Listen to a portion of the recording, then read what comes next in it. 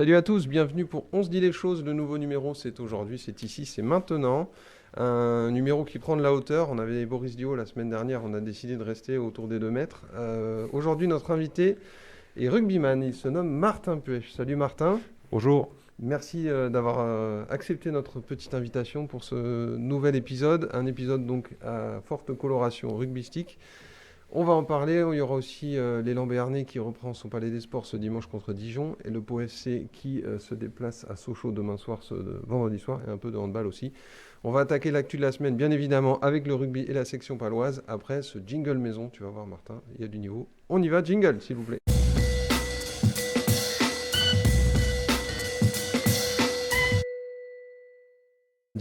Un jingle qui est en train de devenir numéro 1 dans les téléchargements pour les sonneries de portable, ça passe. Martin, première actu, c'est celle qui te concerne. C'est une prolongation de contrat qu'on a vu arriver cette semaine. Pau te réussit, tu prolonges. Ton sentiment à l'annonce de cette nouvelle? C'est un sentiment de... je suis très heureux de prolonger l'aventure avec la section 1+1. Ouais, je suis quand même conscient que j'ai 33 ans bientôt et pour un rugbyman, ça se rapproche plus de la fin que du début. 1+1, ça me convient parfaitement. C'est en fonction de mes capacités, mes conditions physiques, est-ce que je serai encore en forme. Après, il y a également la nouvelle génération qui arrive, donc ça me laisse le choix au club et mon choix également pour savoir si je veux continuer dans 2 ans. Mais moi, je suis très attaché au club. J'ai mes deux enfants qui sont nés à Pau, donc ils ne seront pas loin à vie. Donc j'ai quand même, et professionnellement, enfin, ça me réussit plutôt bien. J'ai capitaine de la section l'année dernière, donc ouais, très heureux. C'est un sentiment d'épanouissement, donc tu nous dis là. Une fierté aussi, j'imagine. Donc la trajectoire est sympa. Depuis ton arrivée à Colomiers, tu t'es installé, tu t'es imposé, on peut le dire comme ça. Ouais, après moi, c'est vrai que j'ai un parcours assez atypique. Ouais. J'ai commencé en Pro D2, enfin, j'ai commencé même avec contrat amateur. Ensuite, j'ai signé pro. J'ai fait mes gammes à Colomiers. J'ai eu la chance de faire sous l'Air Manix de venir à la section paloise. Et voilà, je suis arrivé avec un statut de joueur de Pro D2, forcément. Et à la fin de l'Air Manix et la transition au Godignon-Manca, c'est là un peu là où j'ai explosé. Donc, ouais, c'est une évolution cette signature est à la fois, c'est peut-être une continuation, mais aussi un remerciement à la section de finir, je pense, ma carrière à la section paloise. Jérôme, Greg, vous interprétez ça comment, justement, vous, la confiance accordée à Martin, qui, je le rappelle, je le glisse au passage, tu as introduit un mot, un terme dans cette rédaction, c'est la tatouille, parce que c'est une des premières choses que tu nous as dit une après-midi où la section avait eu un moment difficile, on a pris une tatouille, donc c'est un mot qui est rentré dans le langage commun maintenant. Tatouille, je pense. Ouais. J'ai du mal à le prononcer. C'est quoi le vrai mot comme quoi, Ouais. Nous, c'est resté tatouille en tout bref, je m'égare. cas. Non, mais Ah oui, Sébastien monsieur. Piccheroni a dit simplement que c'était aussi un des piliers du projet. Est-ce que ça, tu ressens cette confiance comme le disait Vincent, tu as été capitaine. Est-ce que tu sens que tu as un rôle un peu particulier dans cet effectif?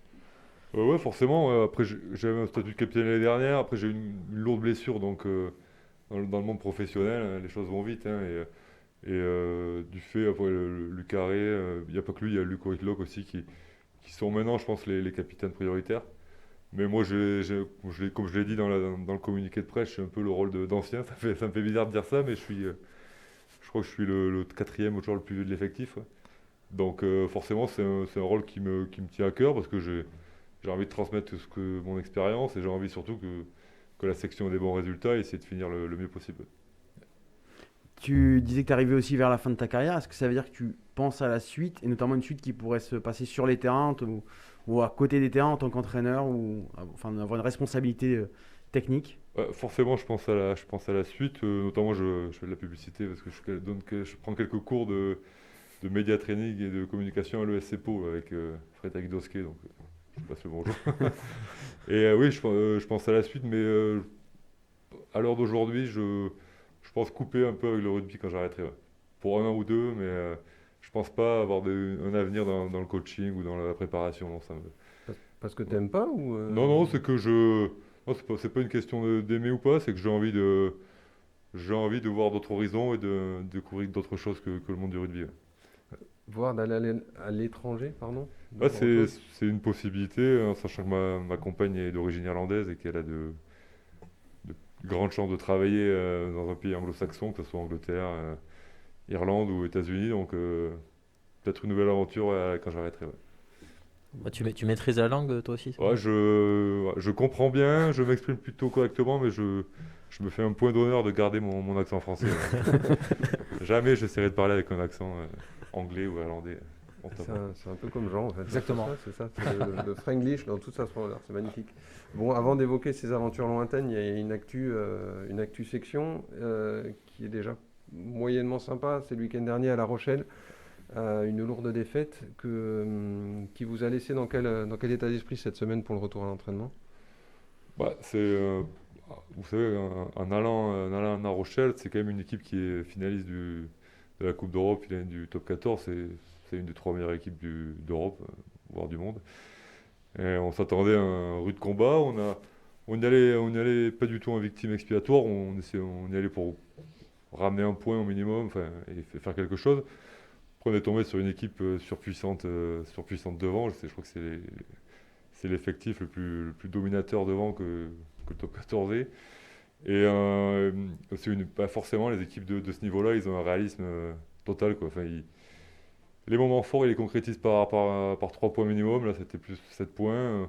On s'est accroché en début de première mi-temps. On a toujours un trou noir fin de première mi-temps, début de seconde mi-temps. Je crois qu'en 12 minutes, on prend 20 points à peu près. Mais c'est un peu ce qu'on retrouve notamment à Clermont également. Ou Toulouse, c'est un peu différent parce qu'on était sur le bord du précipice tout le temps. Mais ouais, c'est quelque chose qu'on remarque souvent. On a des passages à vide où on encaisse beaucoup de points. Mais oui, après, du coup, cette défaite à La Rochelle nous a forcément concentrés sur la venue de Toulon, qui est un match essentiel, du fait que ça soit un match à la maison et du fait que ça soit une équipe qui est en dessous de nos classements. C'est important de gagner ce week-end. C'est ce que j'allais te dire, Toulon, c'est pas la grande forme. Moi, je sais que le concept de victoire impérative, c'est comme celui de défaite encourageante. Hein, c'est une grosse tarte à la crème. Tu fais du media training, donc je t'apprends rien. Mais Toulon, il est hors de question de laisser passer ça, vu l'état dans lequel ils sont. Ouais, il faut. Après, je sais que Frédéric Piccheroni, il n'aime pas trop qu'on parle de victoire absolue. Il préfère qu'on parle de contenu. Et forcément, quand le contenu est bon, la victoire suit. Donc, on va essayer de se concentrer sur un match plein, un match efficace et un match sérieux pour apporter la victoire. Mais oui, malgré tout, la victoire est importante. Ouais. Le résultat compte. À la fin, on retient que le résultat. Mais vous dites que Toulon est en dessous de nos classements, mais Toulon, c'est une équipe avec un nouveau manager. Forcément, il y a un effet d'électrochoc. Je ne sais pas s'ils récupèrent des internationaux. Je crois que Ils ont quelques retours. il y a Serein qui revient. Bon, Etzebest, il a une commotion, je crois. Ouais, Colby, j'espère que c'est un peu. Colby revient à l'entraînement, Ouais, normalement c'est ça devrait être un peu court, juste. Mais il récupère quelques forces C'est une vives. équipe qui est sur le rebond, quoi. Ils sont pas en chute libre, donc on a tendance à relancer les équipes parfois au hameau, donc c'est chose à pas faire ce week-end. Sur ce que vous avez vu à la vidéo, il y a une évolution du jeu du RCT depuis qu'Azema est arrivé? Bon, en toute honnêteté, même si Azema c'est un très bon entraîneur, il ne peut pas tout révolutionner en un match, quoi. C'est délicat de changer une structure en un match, mais je pense qu'il s'appuie sur des joueurs à forte individualité, vous savez. Même si parfois le collectif n'est pas bien rodé, un joueur peut vous faire la différence en franchissement, un gros plaquage. Et je pense que le joueur le plus dangereux, c'est le retour de Serein, qui a un poste aussi clé que ça. C'est lui qui manage le jeu, c'est lui qui donne le tempo. Donc avec ce joueur en plus et le nouveau manager, oui, c'est une équipe qui est redoutable. Après, ils ont des joueurs quand même de classe mondiale. Ils sont pas à la place qu'ils devraient ou qu'ils voudraient être en ce début de saison. Est-ce que tu as l'impression qu'on va assister cette année au top 14 le plus serré, avec peut-être un total de points énorme? On voit qu'il n'y a personne qui est distancé pour l'instant. Ouais, ben déjà, il n'y a pas de Agen, quoi. Il y a pas une équipe qui est condamnée rapidement. En haut de tableau, il y a quand même 2-3 équipes qui se détachent, quoi. Toulouse, La Rochelle. Mais ouais, c'est vrai c'est serré, même. Je réfléchissais en début d'année, il y a quand même un top 8 qui est difficile, à entrer dedans, parce qu'il y a des équipes il y a 8 équipes qui jouent chaque année le top 6 et qui ont l'effectif et les budgets et les ambitions pour. Ouais, cette année, c'est encore plus serré. Donc, je crois que de la 3e à la 11e ou 12e place, il y a quelques points. Donc, tout peut aller très vite dans un sens comme dans l'autre. Donc, il ne faut pas se rater dans les moments clés. D'où l'importance de ce match de Toulon. Un autre endroit où le top 6, un autre terrain où le top 6 et le top tout court est pas très loin, est à portée, c'est le football. Je me tourne vers toi, Greg. Et le Pau FC, c'est un autre match important de cette semaine. Ce sera demain, vendredi, à 21h, du côté du mythique stade Bonal de Sochaux. Un Pau FC qu'on avait vu prendre l'eau en coupe, en championnat, et réagir contre Guingamp. Ils sont où? Entre les deux, là Eh ben, ils ont réagi une nouvelle fois, mais c'était au Noustecamp, le stade où ils sont sur 12 victoires en 16 matchs depuis leur retour. C'est vraiment le stade qui leur réussit. Le match contre Guingamp, c'est encore un beau symbole. Ils ouvrent le score, ils mènent 1-0, penalty sorti, penalty contre eux, penalty sauvé, dégagé sur la ligne. Derrière un contre, la victoire du 2-0. Encore une fois, ils ont rempli leur contrat. Maintenant, il va falloir, s'ils veulent aller plus haut que cette 7e place, qui est déjà magnifique pour le club qui ne vit que sa 2e saison en Ligue 2, il va falloir aller prendre des points à l'extérieur. Une seule victoire en déplacement à Caen depuis le début de la saison. Caen qui n'est pas forcément brillant. Donc il va falloir aller chercher des points maintenant à l'extérieur, surtout qu'ils sortent d'une très lourde défaite à Auxerre, 4-1, là où ils avaient perdu Bati, suspendu. Donc aujourd'hui, ils connaissent un petit peu la clé de leur progression. Ça va être aller chercher des points à l'extérieur, à condition évidemment de maintenir ce rythme à domicile. Sochaux, c'est peut-être pas l'idéal. Je rappelle, Sochaux est 4e actuellement. Oui. Quand on prend la rafale ou la tatouée, c'est ça la Tatouée. Quand on prend cher à Auxerre, est-ce qu'on peut vraiment être confiant quand on va à Sochaux? Alors, on va prendre le point positif, c'est avoir un regard indulgent sur le scénario d'Auxerre. Ils perdent 4-1, ils prennent 2 buts dans les arrêts de jeu. Ils étaient en infériorité numérique, ils ont égalisé en infériorité numérique. On peut contester certaines décisions arbitrales, notamment un carton rouge assez sévère. Voilà, ils touchent le poteau. Donc ils n'ont pas eu la réussite maximale. C'est sûr qu'ils vont à Sochaux qui montre de belles choses, mais une équipe sochaline qui était un petit peu en difficulté aussi sur sa dernier match à domicile, un effectif très jeune, une belle surprise, mais voilà, pas forcément une équipe encore qui a montré qu'elle avait les épaules solides pour tenir sur la durée d'une Ligue 2. C'est un championnat qui est très long, 38 journées, un marathon. Il y a des phases où il faut jouer en semaine, comme ça va arriver bientôt. Ouais, Donc prochainement, il y a des équipes qui jouent la coupe. Pau a pu se reposer, Coupe de France. Donc il y a un coup à faire. Potentiellement, il y a un coup à faire avec le niveau de jeu qu'ils ont montré contre Guingamp. Cette équipe sait jouer au foot, sait marquer des buts, mais elle va vraiment avoir besoin d'une réussite optimale. Donc un besoin de réussite optimale chez un gros. Martin, est-ce que c'est une actu que tu suis aussi? Tu l'as dit tout à l'heure, le rugby, forcément, c'est pas ça. T'es pas H24 branché rugby, mais est-ce que tu es pour autant branché sur les autres sports? Parce qu'à Pau, tu as quand même de quoi faire. Ouais, je suis les clubs de la ville. Ouais, toujours intéressant. Ça fait une émulation plus le niveau sportif est élevé, plus c'est bien pour nous aussi. On essaie de ça nous motive un petit peu. Ouais, je suis un peu le Pau, hein, surtout que la Ligue 2, c'est quand même, on se rend pas, c'est quand même un niveau très élevé. Hein. Pour une ville comme Pau, c'est quand même remarquable. Ouais, je suis les résultats. C'est difficile pour moi d'aller au match, mais dès que je peux, je regarde les résultats sur mon téléphone et j'essaie de suivre le plus possible. Tu pratiques pas pendant les vacances un peu? Ouais, j'aime bien le football. Ouais. Ouais. J'aime bien. Ouais. Après, le problème, c'est que je suis un peu lourd maintenant et les appuis, je suis un peu lent pour le foot, je pense. Mais, C'est quoi ton club? Quel est ton club? moi, j'étais j'étais supporter du PSG étant jeune, mais avant l'ère Qatari, quoi. C'est-à-dire que Ouais, là, ça va plus. ça a un peu changé, le public, c'est plus pareil, mais même trop facile, quoi. Je préférais les JJ Okocha, où c'était dur, quoi. Paoletta, ça gagnait pas souvent. Je regardais jours de foot, parce qu'à l'époque, il n'y avait pas les téléphones, donc j'attendais les résultats. C'était souvent dur, quoi. Déjà un homme de défi, donc à l'époque. Et tu vas pas voir le basket avec les copains parce qu'il y a une bonne partie de l'effectif qui est bien branché. Ouais, je sais que Lucas Reid il va souvent, Quentin Lespio ils aiment beaucoup. Ouais. J'étais allé voir il y a 2 ou 3 ans, j'étais allé voir le derby, le Classico contre Limoges, ouais. Parce que tout le monde m'avait dit que c'était tendu, donc c'était chaud, j'avais bien aimé. Ouais. Ça, c'est quelqu'un qui se l'injecte dans les veines tous les ans. C'est Jean Forêt, donc, qui va nous parler de basket maintenant, Jean. Tu as retrouvé ce matin l'élan béarnais à la fraîche au Palais des Sports, en pleine préparation du match de Dijon. Avec des nouvelles, là aussi, pas très réjouissantes. Ça casse un peu dans l'effectif actuellement. Ouais, ça casse un peu. Donc, ils se sont retrouvés là, après 15 jours de coupure, une trêve qui est censée régénérer les organismes et les esprits, ce qui était prévu. Alors certes, les joueurs sont frais et ils sont revenus avec entrain dans l'entraînement, même s'ils ont coupé que 2-3 jours, hein, pour être franc. Mais effectivement, ce matin, il manquait 2 joueurs à l'entraînement. Gérald Ayayi, le jeune arrière, qui s'est fait une entorse à la cheville lundi, une entorse assez grave, mais assez sérieuse. Donc il est déjà forfait forcément pour dimanche pour la reprise face à Dijon. Et il devrait vraisemblablement manquer plusieurs matchs. On ne sait pas encore à combien va être déterminé son arrêt. Et Vitalis Chikoko aussi, le pivot, qu'on voit derrière, sur les écrans derrière, qui n'a pas pu s'entraîner depuis lundi. Lui, c'est le dos, un problème de dos. Il est censé, Eric Barticheki nous a assuré qu'il reprendrait demain matin l'entraînement et qu'il jouerait dimanche.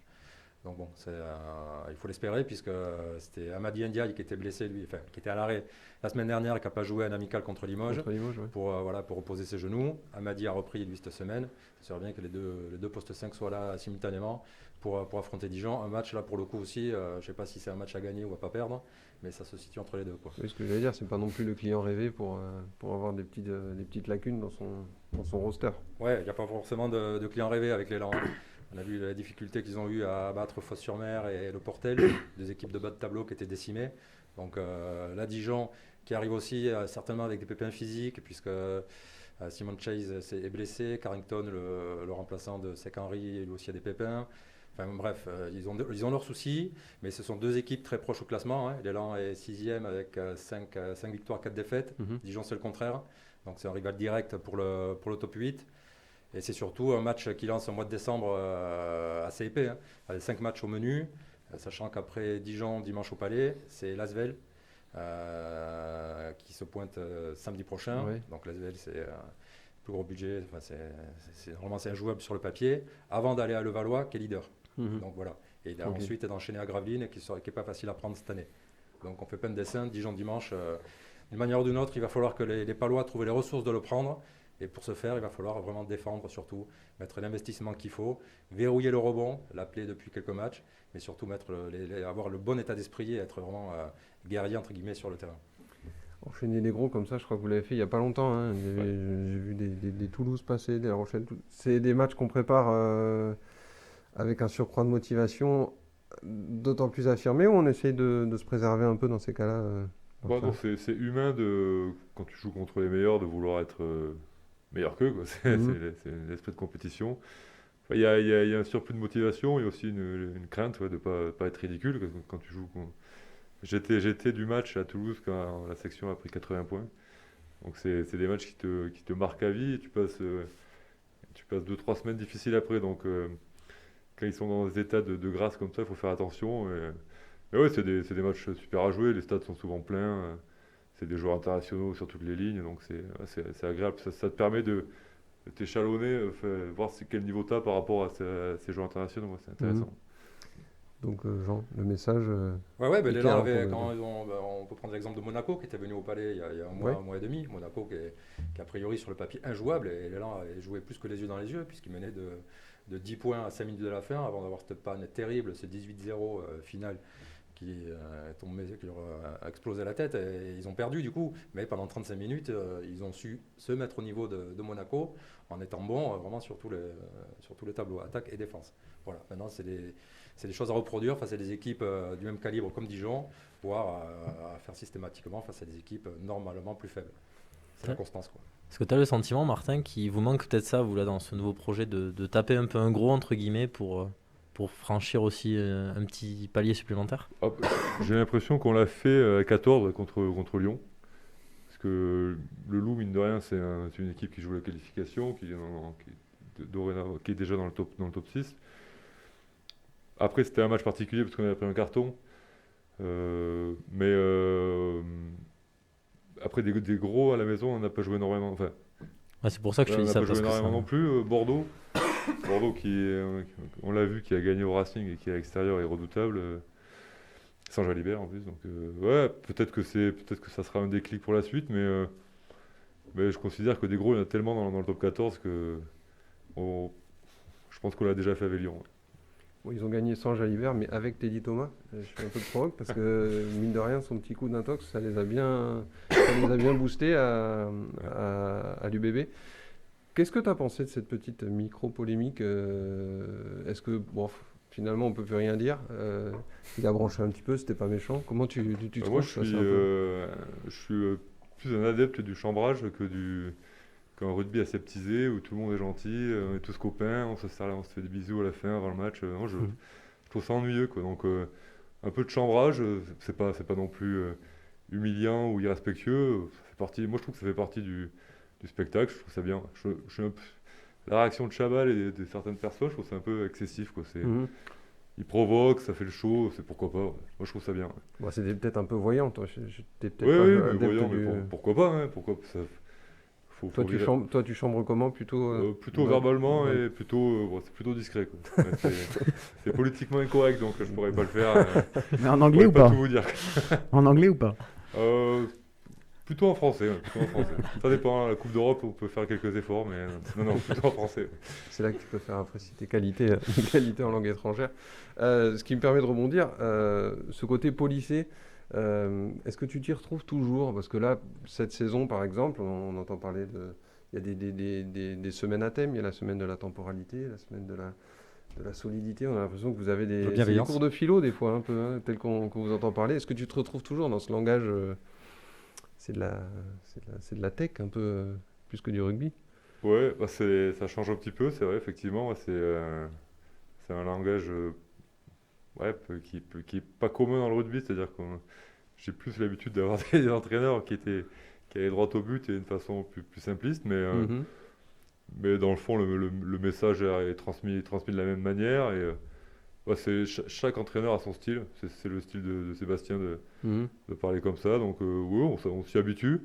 Et ça fait travailler son vocabulaire. C'est plutôt pas mal. Ouais. Pour les jeunes générations, c'est bien. Il gueule quand même dans le vestiaire. Ah oui, bien sûr. Ouais, c'est pas avoir ce langage, c'est pas un manque d'autorité du tout. C'est sa façon de s'exprimer. Chacun a son style. Ouais, c'est son style. D'accord, un peu comme Greg qui a un langage assez châtié comme ça. Greg, un dernier mot sur la section et Toulon. Toi, ce match, est-ce qu'il te fait peur aussi ou comment tu le prends? Quel est ton petit ressenti là, avant d'y aller? Alors, je suis naturellement plutôt confiant comme garçon, mais néanmoins, effectivement, ce que disait Martin tout à l'heure me semblait très juste, c'est que le RCT n'est plus une équipe en chute libre. C'est une équipe en rebond.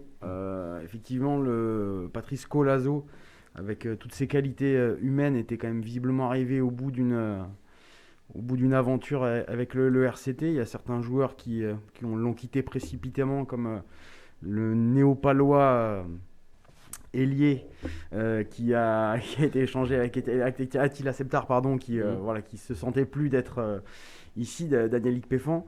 Il y a plusieurs joueurs aussi qui s'étaient un petit peu crispés. On peut penser à leur ouvreur Carbonel.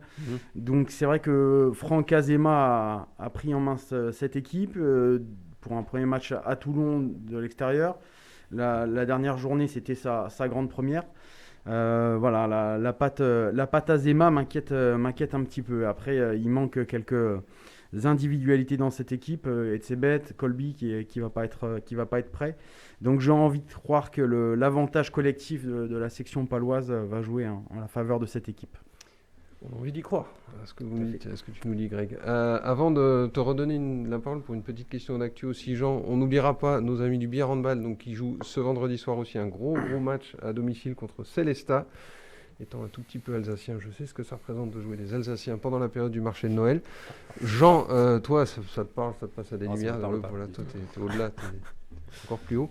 Justement, dans les étoiles, le All-Star Game. J'avais une petite question All-Star Game pour toi, parce qu'on a vu arriver les listes la semaine dernière des sélections et pas de palois, ou alors sur les concours. Comme ça, à brûle pour point, quand on a vu certaines performances, notamment de Jefferson ou Bibbins, on les imaginait bien pourtant dans un 5. Alors oui, effectivement, on peut être surpris de voir que le 5e du championnat n'a aucun joueur sélectionné pour l'All-Star Game, qui est censé être représentatif des meilleurs Français et meilleurs étrangers qui jouent en championnat. Oui, Brandon Jefferson aurait pu avoir une place de remplaçant dans l'équipe étrangère. Alors on lui a donné ce spot au concours à 3 points. Voilà une manière de lui dire viens, tu seras aussi de la fête. Justin Bibbins, lui, sera sur le concours des meneurs. Mais c'est vrai, on aurait pu aussi imaginer au-delà de Jefferson, pourquoi pas un Joe Manonyangé qui fait une super première partie de saison. On aurait pu l'imaginer dans la sélection française.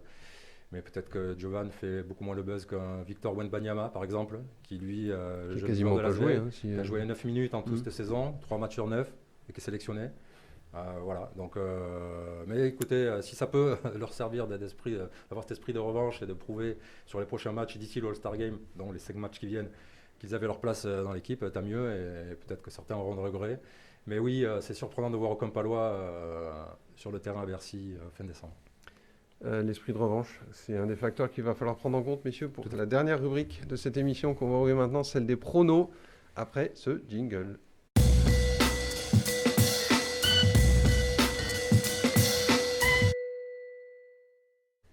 Alors Martin, les pronos, la subtilité ici, c'est que tu peux pronostiquer sur ton propre match. Tu n'auras pas la commission des jeux qui va venir ou la Ligue de discipline, donc il n'y a pas de souci, tu peux y aller. De toute façon, on est entre nous.